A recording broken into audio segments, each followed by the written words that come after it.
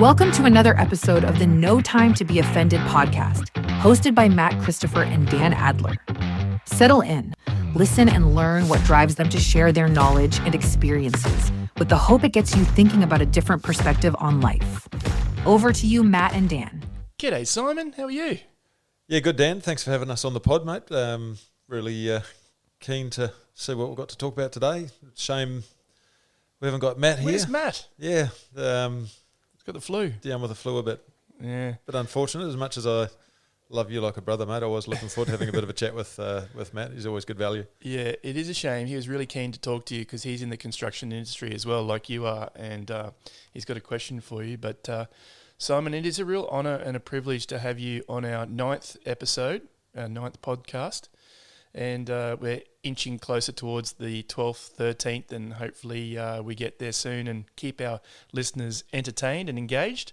But we thought it's a great time for you to be stepping in for Matt and filling in for Matt and bring something new to the podcast. We've never had a speaker before.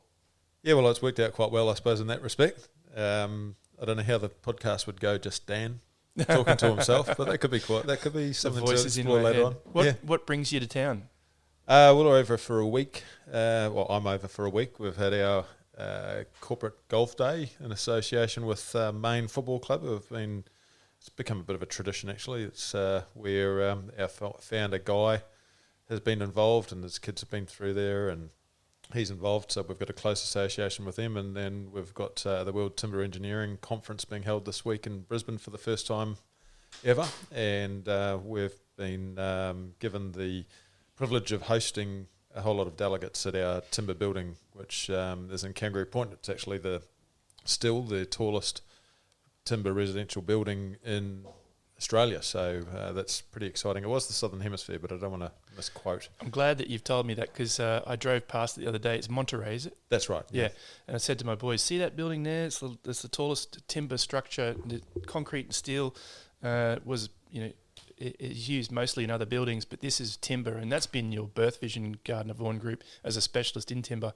Yeah, well, we and I particularly love to talk about our ancestry and the path that our us story of Gardner Vaughan Group, and it did originate, as you say, probably the first seed was Guy doing his engineering degree, and then that led him to do some postgraduate work over at UQ, in which time he got introduced to the Timber Hub, fell in love with timber, and saw that there was so many benefits there for sustainability, but also just efficiencies and aesthetics, and ironically, you wouldn't associate it with timber, but mass timber actually performs much better than steel and fire. So he got really passionate about this, developed a couple of proprietary products, and partnered up, and through plenty of there's probably another podcast worth of stories there that has led to all the different forks in the road. Us being a builder developer that designs our own buildings and sells residential apartments from the Gold Coast to the Sunshine Coast through Brisbane, and that's what we do. But yeah, timber very much is the first genesis of the first problem that Guy was looking to solve. And it's all the problems that we've come across since that's seen us evolve to what we are now. So for the listeners, you might have detected there's a bit of an accent there. There's timber and across the Dutch. That's it. And so the leading question, what brings you here this week and just recently with all these events that you've been hosting? Your family's over in New Zealand, and you have that pattern of going back home and then coming back over here to Australia. And just tell us a little bit about who's Simon Betteridge. Yeah, well, I suppose starting career-wise, post leaving school, I worked for my father's firm for a little while, studied quantity surveying, and then decided I didn't really sort of know enough about the actual building part, so then went and got my hands dirty for sort of 5 to 8 years or so, I'm not sure. And in 2005, after a particularly cold winter and just looking to spread wings a little bit, we looked at coming to Queensland and got introduced to Guy, Gardner Vaughan Group, the company I've been with ever since we moved over here. And 18 years later, post COVID, and what that showed us about the ability to work remotely, which is going to tie, I think, into some of the topics we're going to be talking about today, and both of our parents having a few health issues. We saw the opportunity maybe to trial working from New Zealand. So we've, the last 3 years now, I've been over in NZ and moving, flying backwards and forwards fairly frequently, usually every couple of weeks. Big family of three? Yep, family of three. So my wife Bex and I, we moved over in 2005 and we went back with three Kiwi Aussies, daughter Mabel and our two boys that seem to be growing up at a fast rate of knots, Sid and Albie. So. And they've been eating life up, I'm sure, just like you have with your sports and riding and trekking. Yep, pretty much every day. It's a early start, dropping one or both of them down to school for some form of sport or other activity, and we usually don't see them back until dark or well after, depending on whether it's basketball or golf or cricket. Mabel plays soccer like your son Nate. So it's pretty full on, but it's I wouldn't have it any other way. It's good fun, and that family side, which is such an important anchor for everyone to have that rock behind them, was really at the centre of that move back to New Zealand, and that sees us where we are today. I'm here in a rare weekend back in Brisbane talking to you. Like I said, it's a real privilege. Thank you for giving up your time, your valuable time, and thank you to your family and your friends who you've invested your time with us here today, with me. You've met my wife and my kids, and I think that's the growing relationship outside of the work. The moment I met you, and I've said this to you many times, really impressed with you as a human. You've got that real good balance between pushing yourself physically and mentally to achieve and do amazing things, but also you're very centered, and I think you're grounded and you understand what's important and you prioritize.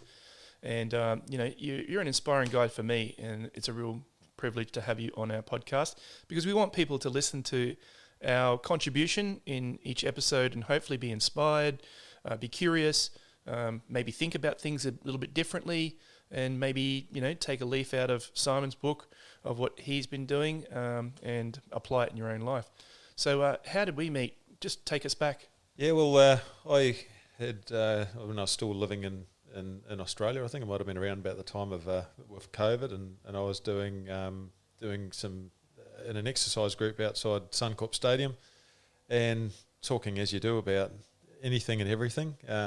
We were coming across some sort of marketing challenges as we were growing, and I knew that one of the guys there, John Walklate, who we've since found really closely associated with you guys, had said, "Hey, look, working with these creatives, best guys we've ever worked with," and we'd always been a little bit cautious of working with agencies and whatnot because they couldn't get to know us.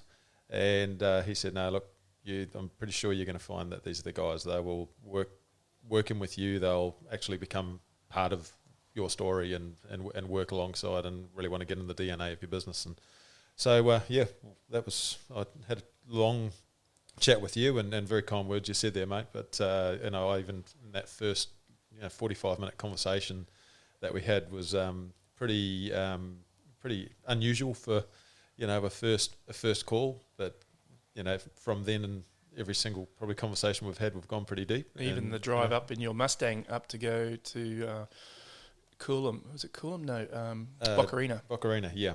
Yeah, we got to ask some questions, and that was a beautiful car. I'm sure you miss it.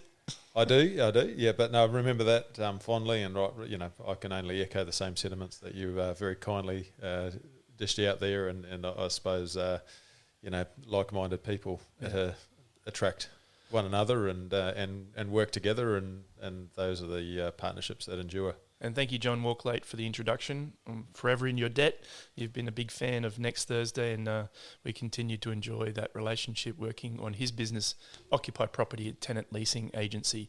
And they're on another level. That was the strapline that we gave them, because they occupy a space that is on the rooftop in where Anzac Square is, and it's a phenomenal place.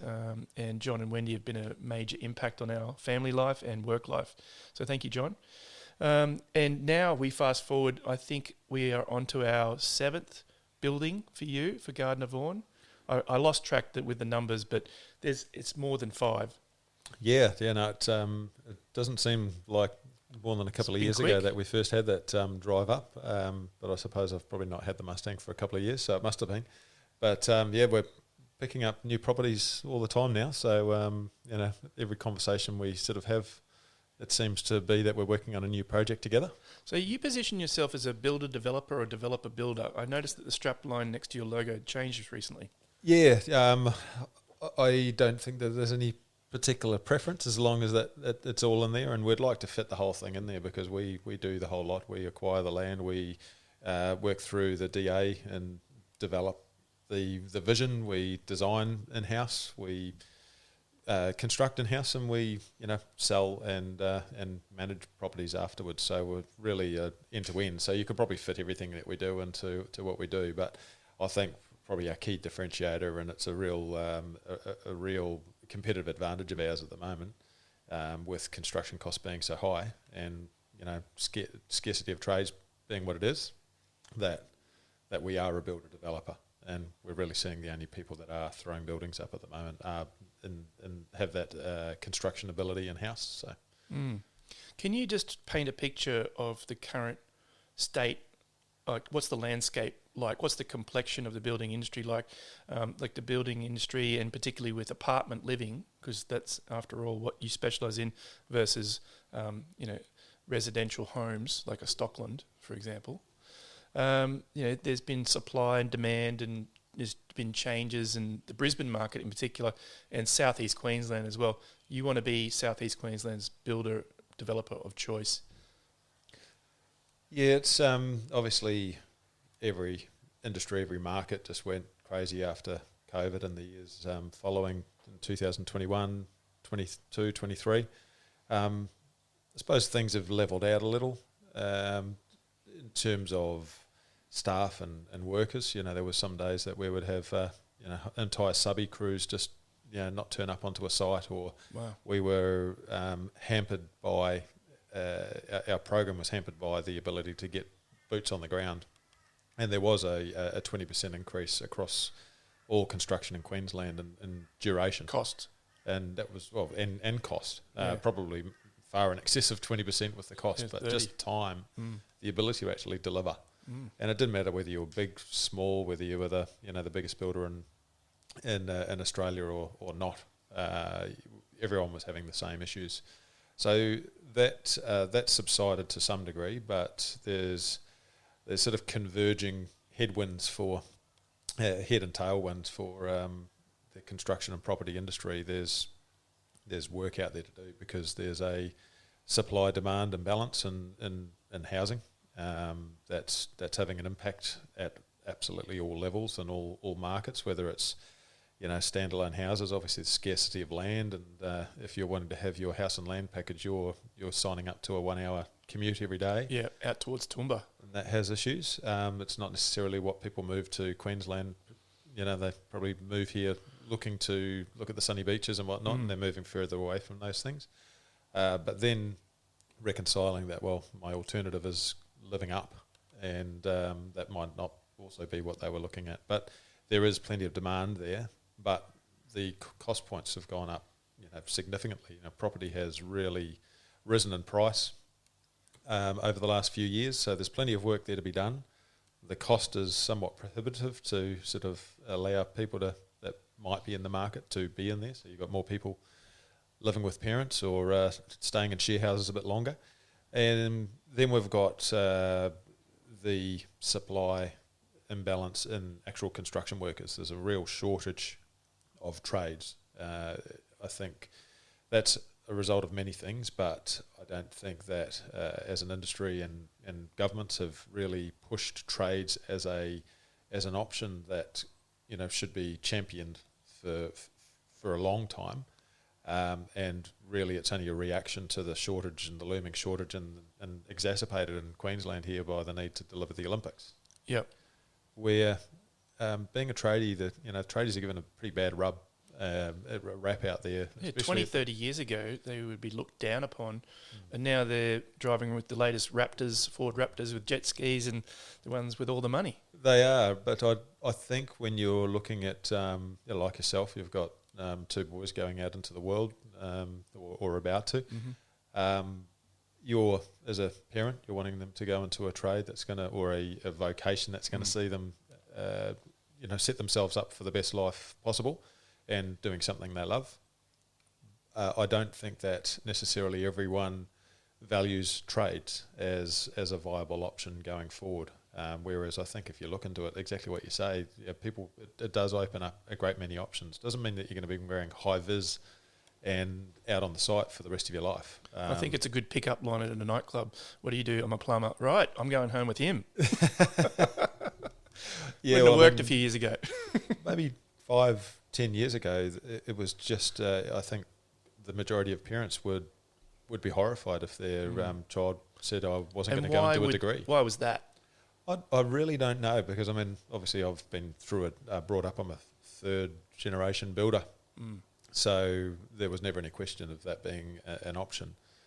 So of my brothers, my two brothers and I, my middle brother, Andrew, was the only one that actually went and got a bachelor degree. So I've got a tertiary qualification in quantity surveying, and my other brother's a diesel mechanic. And we're all doing pretty well. I just don't know why that hasn't been the case, but it's like you're in the marketing game.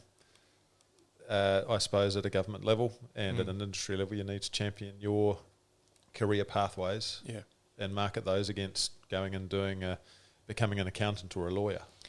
So I've got a question for you. Gardner Vaughan Group, or GVG as we call it, have been very successful in planning and picking a price point that you think that once you hand the keys over to the owner of the apartment, the occupier, that within that time frame from first saying, okay, you got DA, BA approval and go, there are other builders that have struggled. And I know Kevin Seymour, for example, he's very firm that I want to have a fixed cost. I want to know what I'm dealing with, so I know how much money I'm extracting at the end, and that I'm not in a situation where I've got to go to the market or whoever's signed on and put the deposits down and say, I'm really sorry, it's gone up 30% since we first did the initial contract.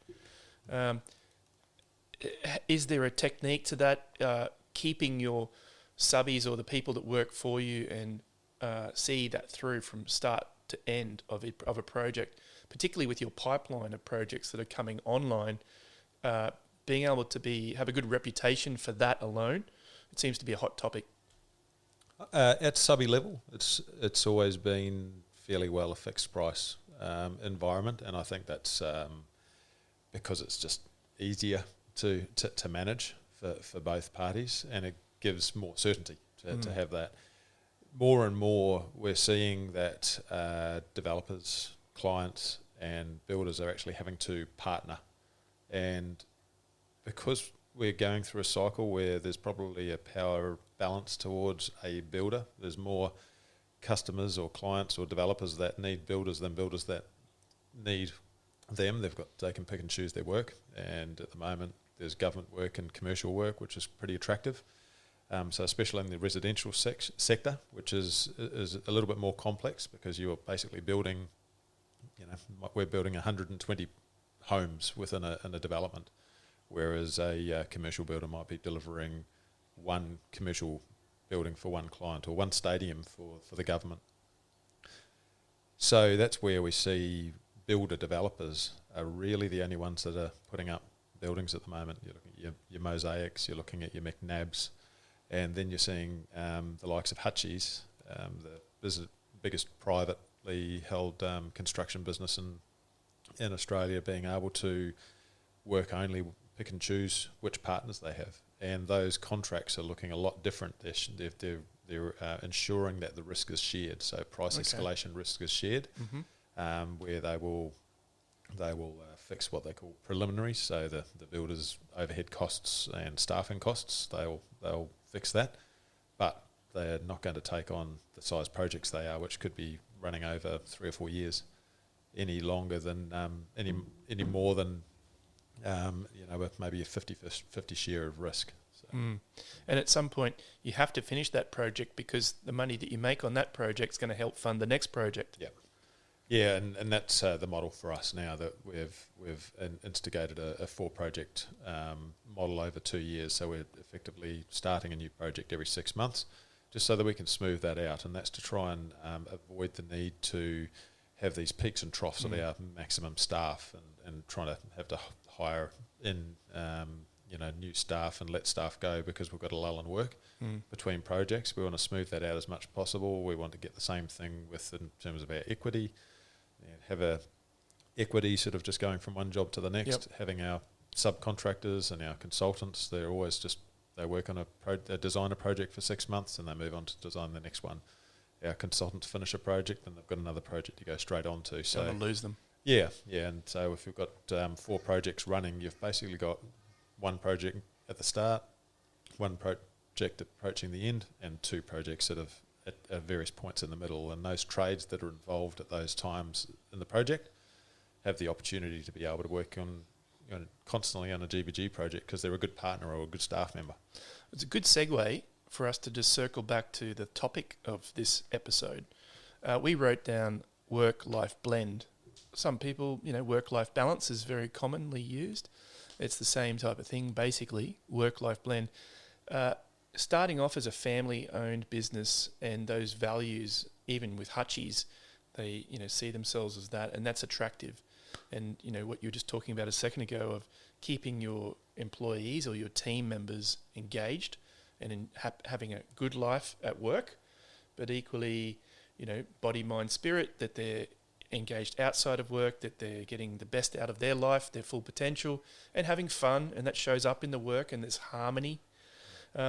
I was just thinking, I had this picture in my mind a second ago that GVG is almost like changing gears from first to second to third. When you've just changed a gear from first into second, there's that little bit at the start where you get that like turbo lag almost, and you're waiting for the things to hit that sweet spot where it's now humming again, and you've got that sweet spot with the bell curve, and then you're getting to a point where you're like, okay, we're almost at burnout, we need to red line, change it down into another gear, and then you're getting more power, more traction, more purchase, more agency to do more.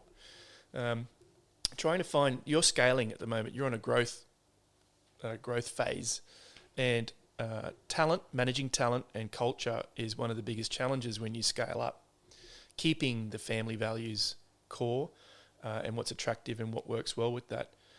Putting the power and the responsibility of your leaders in your business, and equally giving them room to grow, but also checking in on them. I think it's a good segue to talk about how do we give people the room and the space to own it, be self-directed, feel empowered, and they celebrate their own successes because they see those successes in their own growth in their career that makes up probably a lot more than just the salary alone.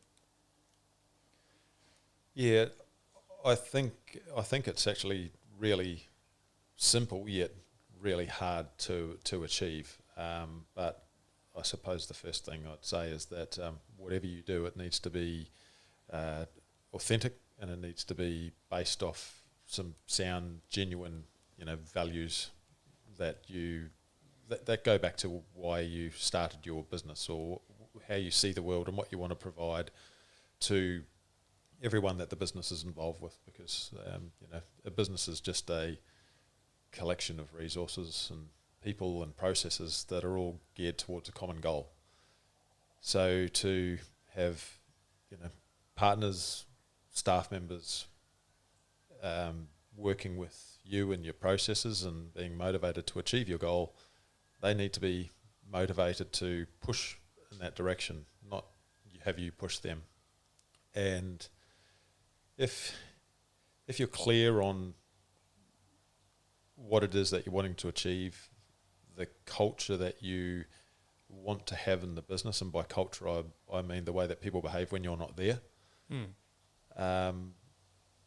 then the right people should want to work with you, and ideally, through the times we're in at the moment, we've got scarcity of staff, and it's hard to get staff, particularly in the construction area of the business, or when it's a time when maybe the economy's down a bit and there's a few jobs around.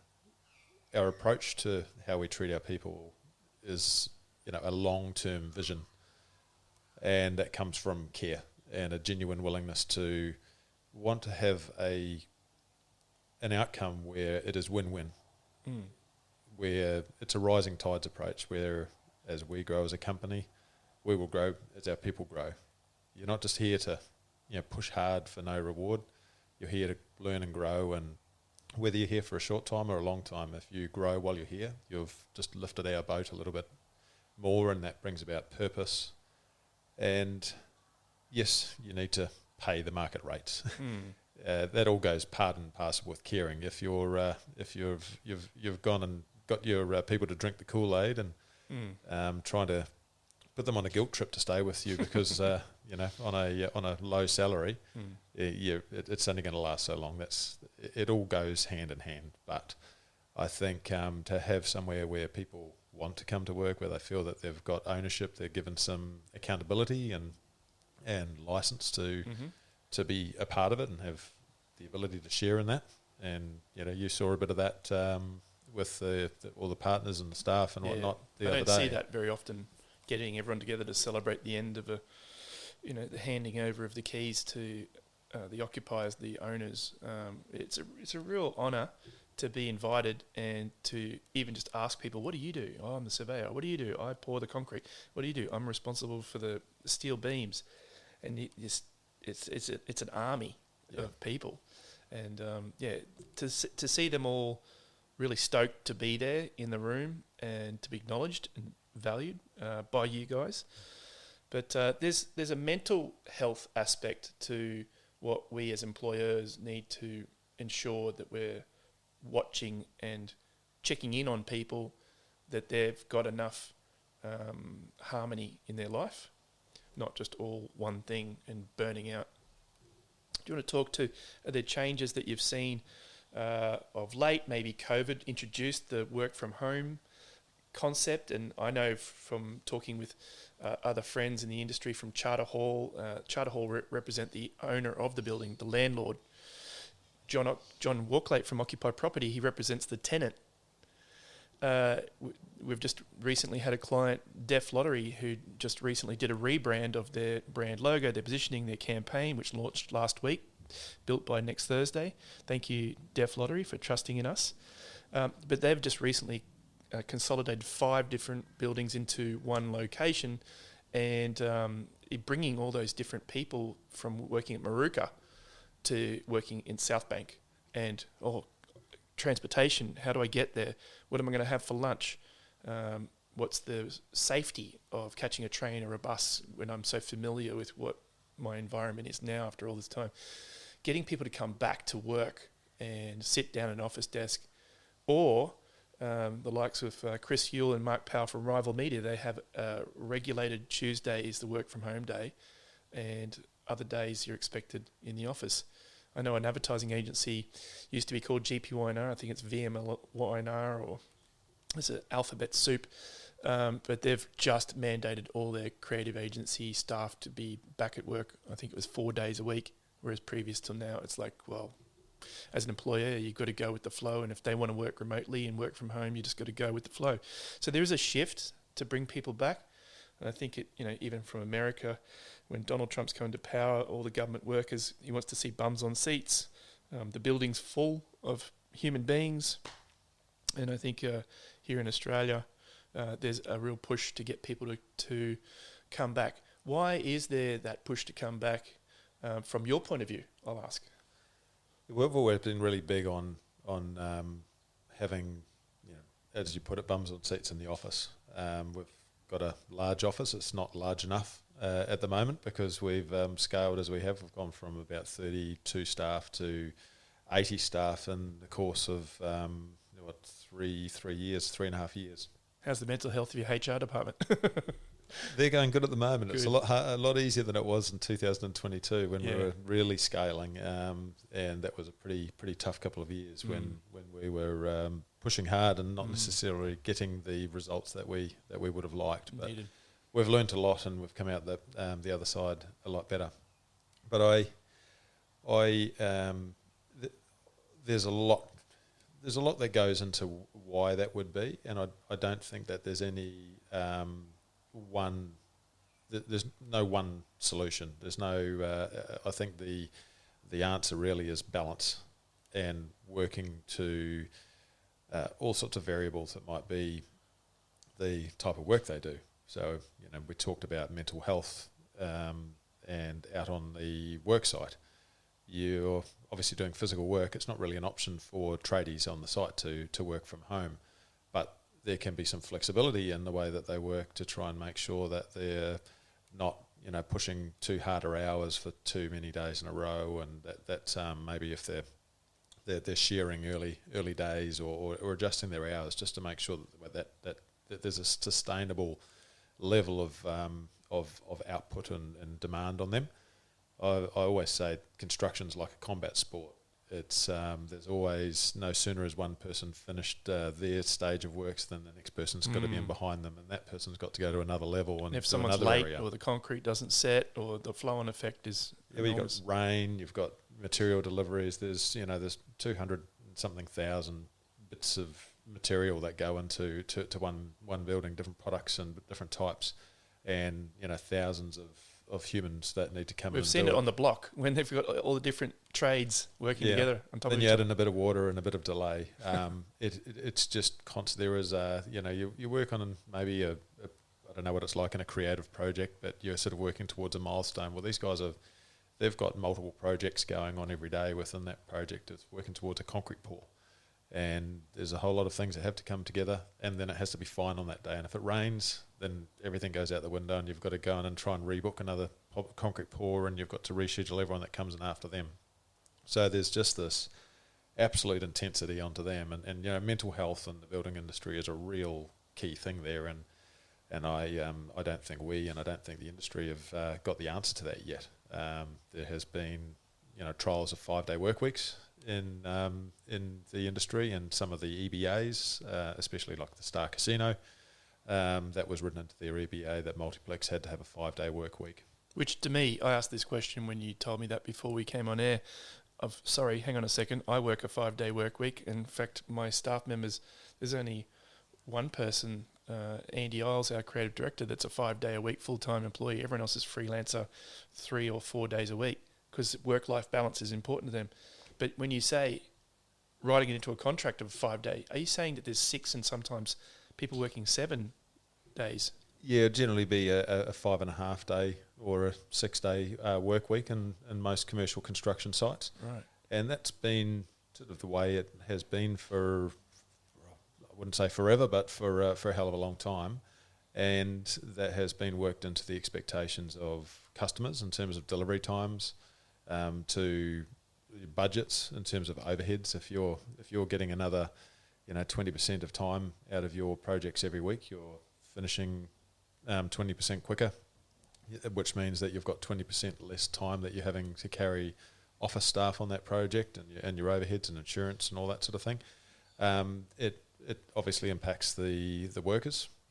They're used to a level of income, so whether you're tradies on the ground or whether you're a supervisor, the hours you work determine the income that you get, or if you're on a salary as you're a supervisor or something like that, that salary is based on the fact that taking into account that you're working those extra hours. So, and then as an industry, you've got builders competing against each other. So we are in a competitive environment, and really to have that shift, and this conversation is going on in amongst the industry. There has been a little bit of a race to the bottom at various times with the competition between builders. Mm-hmm. But for that to change, it needs to change from top to bottom. Staff need to accept it, subbies need to accept it, clients need to accept it, builders need to accept it, and all builders need to accept it. Because if you are going to compete with, if you're going to go out and say, I'm going to work 5 days a week, and then another builder says, well, we'll work 6, we'll get your building done 20% quicker, and as a result, 2% cheaper. The client's not going to turn around and say, well, okay, well, your worker well-being is up to you. I'll go with you, and I'll turf the other guy out. It needs to be a bit of an industry shift. I think we're a while away from that. I'd like to see it. What we've done in the past, or what we do currently, is a bit of a roster system. So our supervisors, because we only have direct supervisor employees, we don't have trade employees on our books, but we have supervisors on a roster system. Not every single tradie turns up on a Saturday. It's only the sort of the key trades that are pushing the critical path, as we call it. Yep. Or those trades that want to get a few extra hours because they're trying to, up their income. Then you look back at the office. I suppose there's a lot of things that go into having flexibility built in to the office. Yes, working from the office versus working from home. What that balance looks like is obviously there's more scope for that, depending on your role, depending on your experience, depending on the interdependence of teams or the collaboration requirements. Most people can do some level of remote work, but once again, it could look like the tree falling down in the background. I can hear something. It could look like reduced hours or different days, like you're talking with Andy, that we can have people working different days at home. You're talking Chris was doing mandated Tuesday at home. I think it just needs to be a case-by-case basis, but I think in terms of what we value, getting back to your original question, we like having people in the office because we value that connection, we value that culture. We feel that to be able to properly support, to be able to... Knowledge sharing. Yeah, share knowledge, to grow staff, and hey, we're all growing. We all can learn off those little informal interactions within the office. And you enjoy the team spirit. I know talking with Bryden, he's your new chief marketing manager. He came to GVG because he really enjoyed not only the growth that you're experiencing, but the team spirit. And he really is enjoying watching people grow, giving people responsibility, them achieving as a team, as one big group, the big goals that are being set. And whilst there's pressure and the responsibility of getting it right, because your reputation is everything, the reflection back to the single person, what's in it for me, what am I looking for, it's an attractive thing. But you've got to get that balance right. It does come down to trust. You still have to hit your numbers. You still have to not let someone else down. And I think that's a thing that is in the DNA of my business next Thursday, is that we've all worked together in past lives and we know what each person brings as their skill set and their strength. And we know the impact of letting someone else down or not doing your job to the standard that is expected of you, because guess what? The next person is expected to do that at that standard, because the flow-on effect is that the client is going to expect to see a certain standard. That's what they're paying for. Otherwise, they'll do it themselves. So I want to talk about the longer-term vision. I mean, it doesn't feel that far away, 2032, the Olympic Games. Everyone around a barbecue is talking about where are the people going to come from? How are we going to bring in the influx of subbies or the building industry to be able to do all the current growth, like your buildings, as well as all the construction and development for the Olympics? You're hearing and seeing things. You're at the coalface more than I am. What are people talking about? What are you seeing? What do you think is going to happen? Well, I think it's going to be a heck of a struggle. I think it's going to be hard to get your tap washer replaced by a plumber. It'll impact everyone. And no matter what, we saw it with Sydney. People came from all over the place to build the infrastructure for Sydney, because one day it'll be there and the next day the Olympics happen and everyone goes home. So these jobs are going to be permanent, or we're going to have people coming in to help out for the little push or the big push it needs to get over the line. As far as what's happening, I think it will bring about a required shift that's been talked about since, Peter Beattie's government. They were talking about trying to get more people through apprenticeships and getting more tradies on the ground. But I've yet to see anything sort of meaningful and concrete that's a collaborative effort between government, between the industry bodies, the master builders and CFMEU, for instance, the unions, with builders to be able to have some real meaningful efforts made to make a change there. We've been talking about it for a long time. The trading numbers that are required versus the trading numbers that we've got. The numbers that we've got don't seem to change. Yep. So yeah, I think it's a collaborative effort. I must admit I don't have the answers. You're confident that we're going to have a stadium? They'll get it done somehow. I'm probably less confident that we won't have similar to post-COVID where those durations to deliver any project, a little extension on the back of the house will take longer because there will be less people to build your little extension on the back of the house, and our apartments will take longer, and but just because there is a certain number of boots on the ground required to be able to deliver. They're going to have to be smart about it in prefabrication, like technology and whatnot, that they're going to build these things a long way away and ship it up the Brisbane River, float it up, and just literally click, click, click, it's all done. The challenge there is, especially in Australia, there's a real, and you talked about the block, there's a real need to have your own flavour, your own stamp. People don't want to have the same as everyone else, so the needs of homeowners are very, very much against that at the moment. You're seeing it with tiny homes that get stamped out.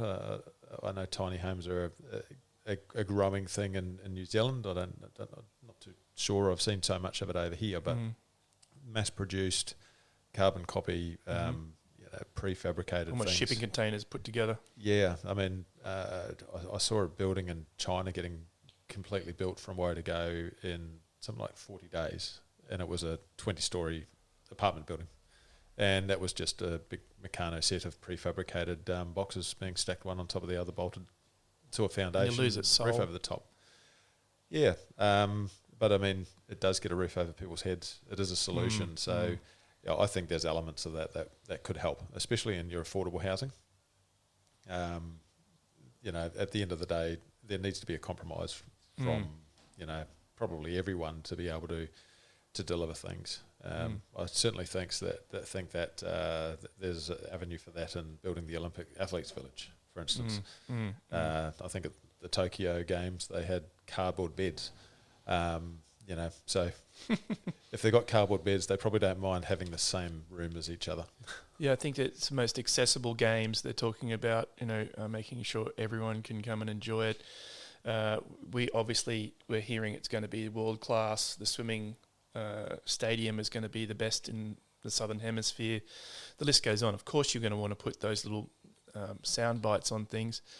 We're getting close to the end of our time. I just wanted to ask you, you're a great example of work-life balance. You've got your family over in New Zealand, and there's that ultimate level of trust in you. And at the same time, there's working on the business, not in the business, and all that kind of stuff. But you are intimately up to date with what's going on with things. But there's a point where you come back and your value is seen and heard and felt. And there's times where you can remove yourself so that people can do their job and get back to what they were doing, and you can oversee from afar. How's that been, your work-life balance for you?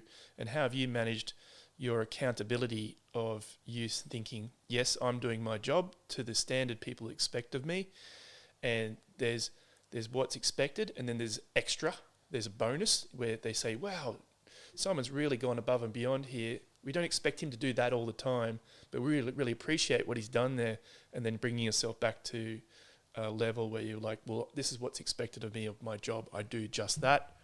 But also knowing your age, what's the next chapter for you? What's the next thing coming up for you in your life, for your family life, and also body, mind, spirit for you yourself, Simon? Yeah, no, that's there's a fair bit in there to unpack. I suppose in a broader context, when you say work-life balance or work-life blend, when you think of balance, you're looking at an old school scale where you've got work on one side and life on the other. Now those scales are going to tip one way or the other from time, and that's probably pretty reflective of where my work-life blend balance lives at the moment. Right now in Brisbane, it's full on. When I'm here, it's all about face-to-face, having meaningful discussions and being seen and seeing other people, hearing the vibe of the office, seeing what's going on, catching up obviously with the projects. Very much focused on doing what I can only do in Brisbane. So I wouldn't be having a conversation or a meeting that I could easily have as an online meeting. That means that you've got a balance skewed towards work, where I sit here right now, because I'm in Brisbane, my family's back in New Zealand. Now that could look for you or for one of our staff to look like, hey, I've got one of my family going through a bit of a crisis at the moment, and that's going to take a little bit of my focus. It could look like, hey, our son, little Johnny's gone and won the Principals Award, and we want to go down to see that, or watch the inter-school cross-country because he's really, or Grandparents' Day, and grandparents in a different country. That is flexibility. That is allowing that balance, I suppose, if that's what people are looking for.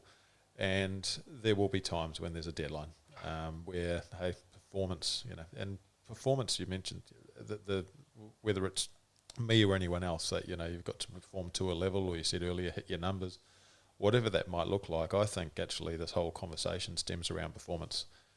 And I'm not still talking performance at work, I'm talking performance in life, performance in health, performance in fitness, performance as a husband, as a father, towards your sports club or whatever that might be, mind, body, spirit. You have to have a level of performance at that allows you the time and the resource and the headspace and whatnot to give meaningful time to your relationships, give meaningful time to your work, because all of those things have a symbiotic relationship. If you haven't got your fitness or your family or your relationships or some of your own, we all need some time to ourselves to do whatever our activity is, whether it's surfing, whether it's refereeing rugby or playing soccer, whatever that might be. Doing good for the community through the CEO Sleep Out like you do, or working with Rotary Club. That is something that is fulfilling us personally outside of work. So quite why it's sort of viewed two-dimensionally as a work-life balance. I think life's full of buckets. One life. Work is just one part of life. Spirit, activities that we do. And sometimes you need to go and have a barbecue with your mates and have a blow off and just relax and take the pressure off, and then sometimes you feel like as though you stretch too far in that you're out of balance and you need to go back to looking after yourself and giving back to yourself and being healthy to your mental space and your physical space. Yeah, well, when I'm in Brisbane, when I've got back from being in Brisbane, I'm pretty sleep deprived. I've worked some crazy hours. I've been using a lot of my mental space, and obviously my family buckets and my own personal interest buckets are pretty empty. So, they need to be filled up a little bit more, and I'm going to need to put a bit more time and effort into those. And if I don't, then my work will suffer. And that's where I think, going right back to one of the first questions there, that it comes from a genuine place to, if we want to have the best business, and we are a people-based business. We don't have robots and machinery pumping out widgets. Everything that we do relies on a human being making it happen. We need those people being happy at work, happy at life, fulfilled, and wanting and being in the best possible headspace to do that.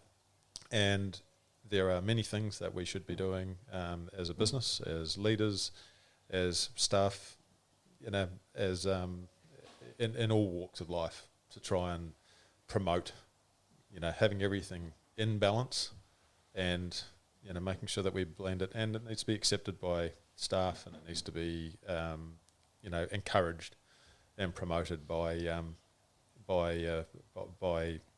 employers, our tagline, or what's been known as our tagline, but it's actually our positioning statement. Our why statement is we care how you live, and our just cause, our purpose is to improve lives. Well, I don't want you missing your son's receiving the principal award. So I'm not living up to my own value if I don't allow you to do that. Yep. I also don't like not delivering our apartments to our customers on time. So that might mean a bit of a stressful couple of weeks leading up to a handover. But there needs to be that balance. It's promises made to yourself. It's good communication, not only to yourself, but to other people. The pillars of respect, respecting yourself, respecting others. These are all pillars of what makes up good communities, good villages. Understanding there's a history of before you.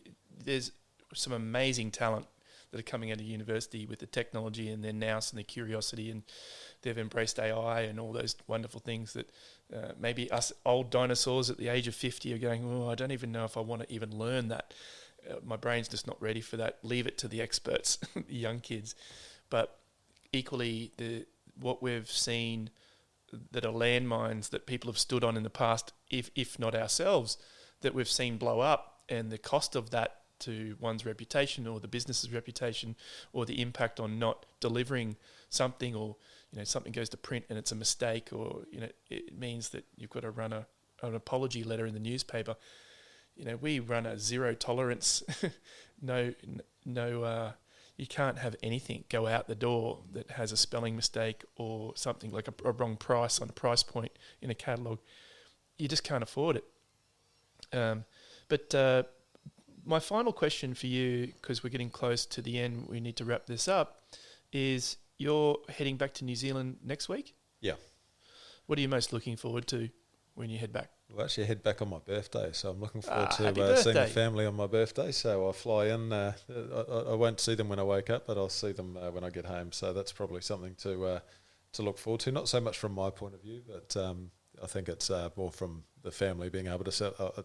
I've never been one to celebrate my own birthday apart from the milestones that mean I can have a really big party. No, we're still a few years away from the next big one. Okay, awesome. But looking forward to that. And I just wanted to, I know we're close to the end, but I really wanted to jump on a word you mentioned there, village. Yep. Back when I was growing up, when I first started working, there was no mobile phones. When I was being brought up as a kid, we had 2 crappy TV channels. I had a mate with a Donkey Kong on some tape drive, and so we wanted to go down and play on some digital experience. Would be down with him. But everything that we did for entertainment, for fulfillment, was community based. We'd be part of scout groups, we'd be part of sports clubs. We would go around and have barbecues at friends much more often, because that was our only way that we could get interaction, communication, fulfillment. And now with the proliferation of social media and the digital world, which there are so many great things that can bring you, but it can also make us a little bit lazy, and especially, I don't want to put it all on the younger generation, because there's plenty of people our age that are also falling down the old scrolling trap and whatnot. But you can easily just try to get this fake fulfillment by digesting the latest TV series, having your human interactions via Snapchat or whatever it might be. But when you mention village, one of the last communities left for most people is actually work. There are not many villages, not many communities in our lives anymore, and if there are people that are having a bit of a void in their lives, there is a loneliness epidemic going on in the world. It's one of our episodes. Yep. Yeah, and if you take away the ability to connect through work, what's going to fill that void? And that's what really worries me, especially for the younger generation. They're only going to learn work. They're only going to have life experience through lived life, and that's not in a Zoom meeting, because anyone can turn it on for a Zoom meeting. I don't know how you are in a Zoom meeting when we flick it on for 15, 30 minutes. You see your own face. Yep, and you might have been bawling your eyes out for 5 minutes before. You might be in a really bad place, and you can turn it on for that 15, 30 minutes. but it's those little those informal interactions. That's where the gold dust is. You know, it's the same in families. We love going away on the trips and the holidays, and there's some great memories. But some of the most fulfilling, memorable moments are those little things, spur of the moment. They happen, just the little funny things, the sad things, the great things, the little one-liners, just those great nights you have around the fire pit that I saw as I walked in. You know, the other community outside of family is work, and I think that can't be undervalued, and that's probably the essence of what we hold true in GVG. So. Well, it sounds like you've got something to look forward to very soon, back with your family. And thank you for coming over and spending time with my family here today. I know we are like brothers. You know, it's more than just a work relationship. I really enjoy hanging out with you, talking with you, and today has been exactly that. So, Simon, thank you again. Thank you. It's been enjoyable. Thanks, mate. Okay, safe travels back, and happy birthday. Thank you. All right, cheers, mate. We hope you enjoyed listening to this episode of the No Time to Be Offended podcast. To follow us, like, and subscribe. And you'll find more content on all popular social media platforms. Search No Time to Be Offended. Stay tuned for the next episode. Until then, we hope you get the best out of your life.